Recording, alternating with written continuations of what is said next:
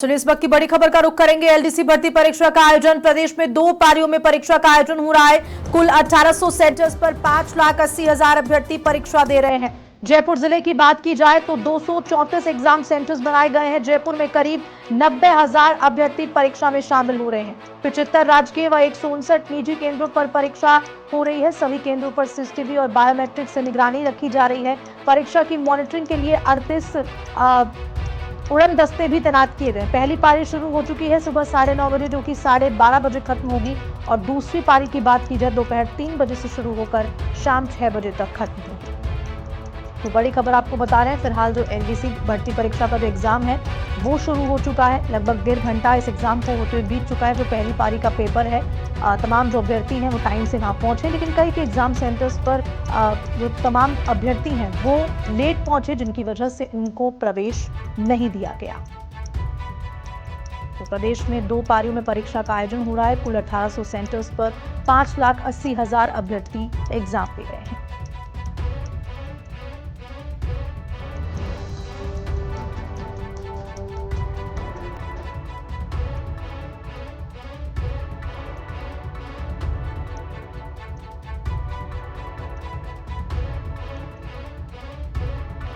प्रदेश में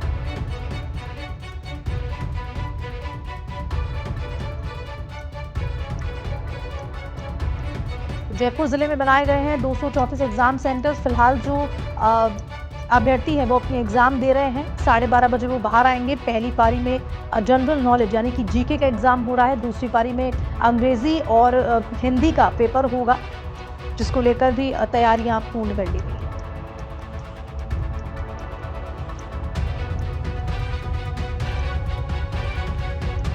और चलिए आपको लाइव अब तस्वीर दिखाते हैं। धर्मेंद्र हमारे साथ जुड़े हुए हैं और धर्मेंद्र के साथ मौजूद हैं कर्मचारी चयन बोर्ड के अध्यक्ष आलोक राज जी। बातचीत कीजिए उनसे धर्मेंद्र। देखिए हर्षदा, इस समय परीक्षा का आयोजन हो रहा है। लगभग 77% अभ्यर्थी परीक्षा दे रहे हैं। किस तरह की व्यवस्थाएं, मेरे साथ जो चयन बोर्ड के अध्यक्ष हैं मेजर जनरल आलोक राज साहब, वो है, उनसे बात करेंगे। सर, आपने अभी जाकर के एलडीसी भर्ती परीक्षा का किस तरह की व्यवस्थाएं की गई है? देखिए, जो एलडीसी भर्ती परीक्षा है ये आज हो रही है 2 पारियों में, और इसमें लगभग 5,80,000 बच्चों का बैठने का प्रबंध हमने किया था। ये परीक्षा 2 पारी में हो रही है। ये कर्मचारी चयन बोर्ड की सबसे बड़ी परीक्षा है, 1 पारी में होने वाली। और इसमें जो मुझे पता लगा लगभग 77% इसकी उपस्थिति है, लेकिन एग्जैक्ट इसका फिगर जो है थोड़ी देर बाद पता लगेगा। ये परीक्षा हम करा रहे हैं 1800 सेंटर्स में 38 जिलों के अंदर। तो काफ़ी बड़ी परीक्षा है। सब जगह पर पूरी व्यवस्था थी, सबका बायोमेट्रिक्स और फोटो स्कैन किया गया हर एक कैंडिडेट का। परीक्षा केंद्रों को ठीक 1 घंटे पहले यानी कि ठीक 8:30 बजे बंद कर दिया गया था, और हर एक कैंडिडेट की जांच हुई। और आपको जान के खुशी होगी कि हर कक्ष में, परीक्षा केंद्रों के अंदर हर कक्ष में हमने सीसीटीवी कैमरा लगा रखा है। यानी कि एंट्री पर सीसीटीवी कैमरा, उसके बाद में जो परीक्षा का जो कंट्रोल रूम है सेंटर के अंदर, उस पर सीसीटीवी कैमरा होता है, और हर एक कक्ष में सीसीटीवी कैमरा होता है। लगभग 28,000 सीसीटीवी कैमरे हमने लगाए हैं सभी सेंटर्स के अंदर। और परीक्षार्थियों ने बड़े अनुशासन से परीक्षा प्रारंभ की है, और ये परीक्षा 9:30 बजे शुरू हुई और 12:30 बजे ये परीक्षा समाप्त हो जाएगी। उसके बाद जो सेकंड पारी की परीक्षा है वो ठीक 3 बजे शुरू होगी। उसके लिए प्रवेश द्वार 2 बजे बंद हो जाएंगे। चूँकि कैंडिडेट्स वहीं सेंटर्स पर ही हैं, उन्हीं का वही सेंटर है, तो ज़्यादा परेशानी नहीं होगी। लेकिन हर एक सेकेंड पारी के लिए भी दोबारा बायोमेट्रिक्स, फेस स्कैन और सारी कार्रवाई की जाएगी। और सेकेंड पारी की जो परीक्षा है वो ठीक 6 बजे समाप्त हो जाएगी। तो उम्मीद कर रहे हैं कि सभी जो अरेंजमेंट्स हैं वो सब सही हैं, कोई दिक्कत नहीं है। थोड़ा सा गर्मी का मौसम है, थोड़ा सा उमस है, उसकी वजह से थोड़ी परेशानी है, मगर फिर भी मैंने देखा कि कैंडिडेट्स बहुत ही धैर्य से परीक्षा दे रहे हैं, और उम्मीद कर रहे हैं कि सब कुछ ठीक ठाक हो जाएगा। डिजिटल का जमाना है, लोग कई सारे हमने नकल के मामले पहले देखा करते थे। आप भी यहाँ पे सीसीटीवी और अन्य एआई के माध्यम से निगरानी कर रहे हैं। एक कंट्रोल रूम ने बनाया है, किस तरह से निगरानी हो रही है उसकी? देखिए, हमने इसका जो हमारे यहाँ पे कंट्रोल रूम है कर्मचारी चयन बोर्ड में, मेरे अगले रूम के अंदर एक कंट्रोल रूम है। इसके अलावा हर एक डिस्ट्रिक्ट में 38 जिलों में भी जिला स्तर के ऊपर जिला प्रशासन का एक कंट्रोल रूम है, जो कि इस पूरी कार्रवाई पर निगरानी रखे हुए हैं। हम इन कंट्रोल रूम से जुड़े हुए हैं, और कंट्रोल रूम सभी परीक्षा केंद्रों से जुड़ा हुआ है, टेलीफोन के माध्यम से और मोबाइल के माध्यम से, और उनके जो डेप्टी कोऑर्डिनेटर्स के माध्यम से। हमने जब शुरू की थी पूरी कार्रवाई EI से, वो हमने शुरू की थी जनवरी 2025 में। तब हमने लाइव कवरेज का प्रावधान रखा था और उस समय पर हमें सेंटर से, कक्षों से लाइव कवरेज मिलता था। लेकिन उसकी एक परेशानी थी कि उसके अंदर एक इंटरनेट की डिवाइस का यूज़ करने का आवश्यकता पड़ती थी। पर हमको लगा कि ये इंटरनेट डिवाइस से कभी कोई प्रोटोकॉल वायलेट ना हो जाए, इसी वजह से हमने वो इंटरनेट डिवाइस का सिस्टम बंद कर दिया। तो हमारे पास अभी लाइव कवरेज नहीं आता है, मगर हर कक्ष का, हर परीक्षा केंद्र का CCTV फुटेज रिकॉर्ड हो जाता है और जैसे कोई शिकायत होती है, हमको कोई शक पड़ता है तो हम चेक कर सकते हैं। मगर उसके बावजूद भी हम हर सेंटर से अपने डिस्ट्रिक्ट के कंट्रोल रूम से जुड़े हुए हैं और हर व्यवस्था पर हमारी निगरानी होती है। लगभग 2.5 साल 100 परीक्षा, एक भी ऐसा मामला नहीं, कोई नकल का नहीं, कोई डुप्लीकेट का। अब आपको लगता है कि अभ्यर्थी भी समझने लगे हैं जो नकल करते थे? देखिए, मैं बताना चाहूँगा कि 2.5 साल के अंदर हमने 100 नहीं 150 परीक्षाएं कराई हैं। मतलब उसमें सब तरह की परीक्षाएं शामिल हैं जो मल्टीपल शिफ्ट्स में होती हैं, हमारे टाइप टेस्ट होते हैं। तो ये शायद आज की जो परीक्षा में से 153वीं परीक्षा होगी, 152वीं परीक्षा होगी। तो ये काफ़ी बड़ा रिकॉर्ड बन गया है।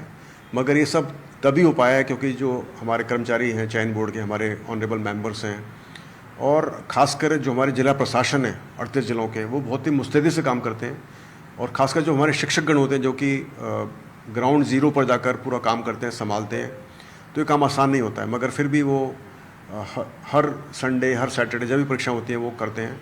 तो ओवरऑल ये बहुत ही एक टीम एफर्ट से सभी लोग काम कर रहे हैं और सभी बहुत सेंसिटाइज्ड हैं, सभी बहुत संवेदनशील हैं, परीक्षार्थियों के लिए भी और व्यवस्थाओं के लिए भी। और ईश्वर की हमेशा अनुकंपा रही है कि पिछले 2.5-3 साल में कोई भी पेपर लीक नहीं हुआ, किसी प्रकार की बड़ी परेशानी नहीं हुई। छोटी मोटी चुनौती आती रहती हैं और हम उनसे जूझते रहते हैं और मुझे उम्मीद कर रहा हूँ कि आगे भी जो परीक्षाएं आएंगी वो साफ़ सुथरी होंगी। मेरा बोर्ड या जो हमारा बोर्ड है वो बदल रहा है, अब यहाँ पर हाईटेक यूज होने लगा, CBT के माध्यम से परीक्षा रही, अब DBT के माध्यम से परीक्षा होगी। देखिए, हमने प्रयास किया था कि हम कुछ परीक्षाएं कंप्यूटर्स पर कराएं, कंप्यूटर बेस आधारित परीक्षा बोलते हैं उसको, CBT बोलते हैं। तो हमने जो छोटी परीक्षाएं थी, जूनियर इंस्ट्रक्टर्स की और वुमेन सुपरवाइजर की, ये छोटी परीक्षाएं जो कि 2000 से कम की थी, उनको हमने कंप्यूटर बेस्ड टेस्ट के माध्यम से कराया था।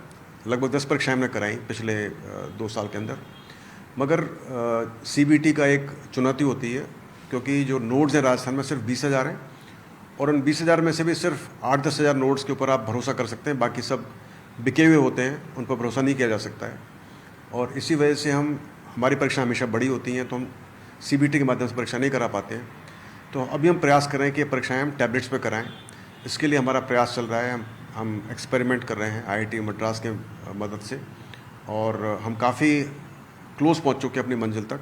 हालांकि हम 2-3 बार फेल भी हो चुके हैं इस हमारे पूरे प्रोसेस के अंदर, मगर मैं उम्मीद कर रहा हूं कि इस बार शायद हम सफल हो पाएँ और सफल हुए तो फिर हम टैबलेट बेस्ड परीक्षाएँ TBT के माध्यम से हम सरकारी स्कूलों में बच्चों को बजाय प्रिंटेड पेपर देने के टैबलेट्स देंगे और उस टैबलेट के ऊपर इंटरनेट के जरिए एनक्रिप्टेड मोड में पेपर आएगा सर्वर तक और सर्वर से उस पेपर को फिर अपलोड किया जाएगा टैबलेट्स के ऊपर और ये पूरी कार्रवाई बिल्कुल मॉनिटर की जाएगी, निगरानी की जाएगी।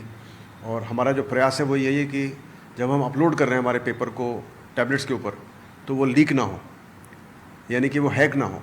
तो पूरा की पूरा जो फोकस है वो सिर्फ इसी बात के ऊपर है कि किस प्रकार से इस प्रक्रिया को इतना सुदृढ़ बनाया जाए, रोबस्ट बनाया जाए कि वो पेपर हैक ना हो पाए, पेपर लीक ना हो पाए।